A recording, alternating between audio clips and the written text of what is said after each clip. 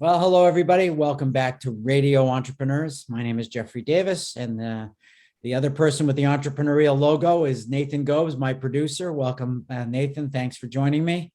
Thanks, Jeff. And we consistently and continue to stream stories of entrepreneurship and stories and how people are dealing with their leadership and their organizations and the chaos of this world that surrounds us every day with new challenges. And our next guest, I'm glad to introduce Graham Dodge, President of PathCheck. Welcome, Graham. Thank you for having me, Jeffrey. Thank you, Graham. Graham, what is PathCheck? PathCheck is a 501c3 nonprofit that was founded at MIT during the COVID pandemic. And it was set up to address the need to develop open source software that was privacy preserving for people to use for COVID tracking and for contact tracing, exposure notifications, and vaccine verification. And since then, it's grown to be about, I think the latest number is that we've shipped about over 1 billion credentials, meaning all our code is now integrated into all these various vaccine verification apps, exposure notification apps around the world, to the point where there's about 1 billion people using them. Wow. Why did you go nonprofit? Well, nonprofit was really in the best interest of the organization, because in this space, and I come from this space previously as an entrepreneur or CEO of a privately held company, you know, a lot of the problems in public health are the data silos that have been created through private interests. And so what PathCheck's founders really wanted to accomplish in this case, and it wasn't me. I'm not a founder of this organization. I came in later as the president, which is an interesting transition for me, having been a founder myself.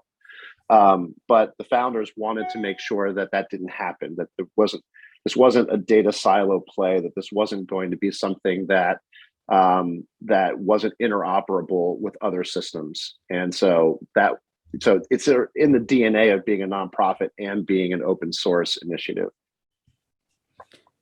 Well, and the transition, can you explain, obviously as an entrepreneurial show, can you explain to me some of the organizational dynamics around that?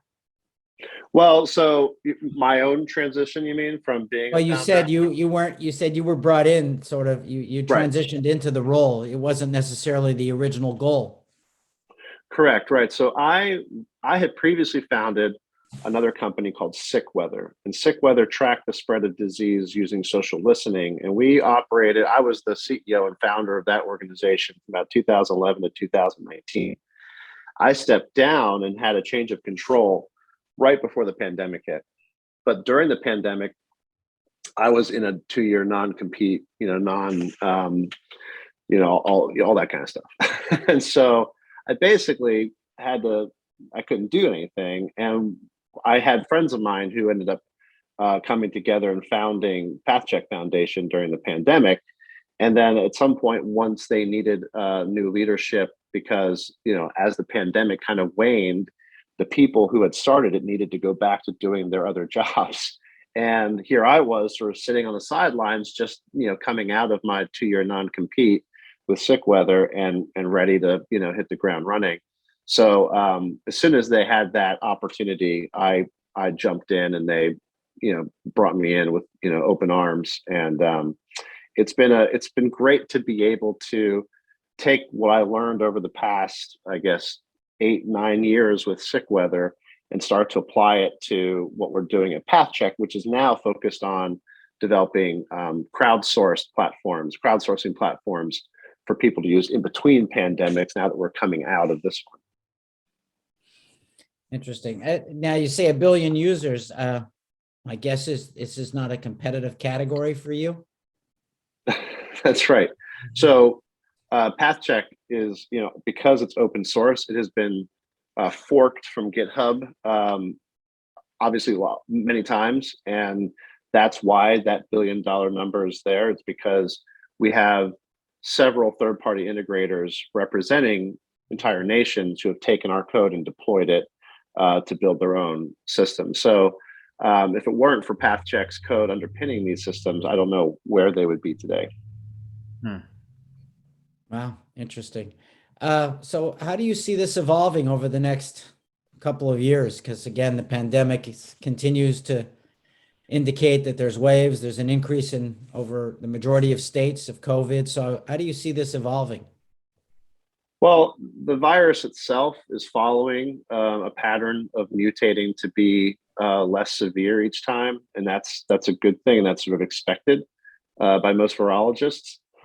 So we are looking at this becoming endemic if it isn't already, and then how do we live with it? So how do we live with influenza? Would be the the analogy there. And once we we know what that looks like. I mean, flu prior to COVID cost, I think it was US businesses something like $16 billion a year in lost productivity because of flu season. So there's a huge impact that COVID's going to continue to have alongside of flu, alongside of, RSV, respiratory syncytial virus, alongside of, hand, foot, mouth disease and daycares. And so people are going to want to know what these things are when they're emerging and how to avoid them. And so that's what PathCheck is planning on building now, is this open source, open platform crowdsourcing feature that will let people, and this will be open source, other, again, just like we did with vaccine verification, other nations, other agencies can take this code and deploy it. But the idea is we want to be able to provide the code that says, here's what you use in between pandemics to help stave off the next one by informing everyone of risk in real time. And that's our goal right now. Interesting. I'm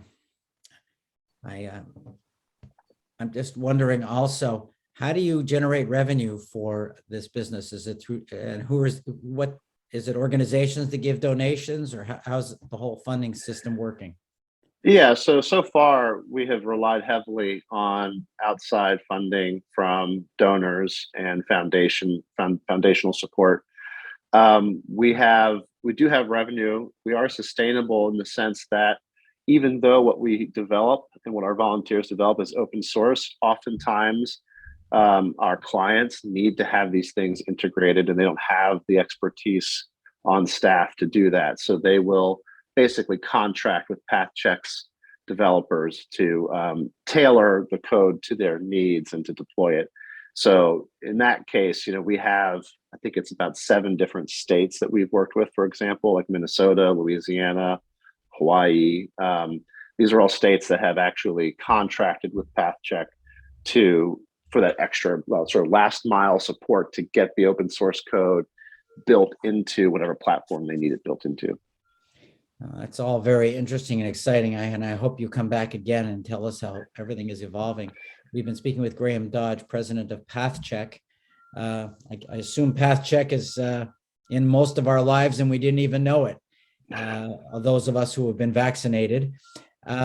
Graham, if someone's looking for you or PathCheck, how would they find you? They would go to pathcheck.org. And they can certainly email me directly, graham.dodge@pathcheck.org. Oh, that's very easy. And again, I want that commitment to come back again. We want to know how things are evolving.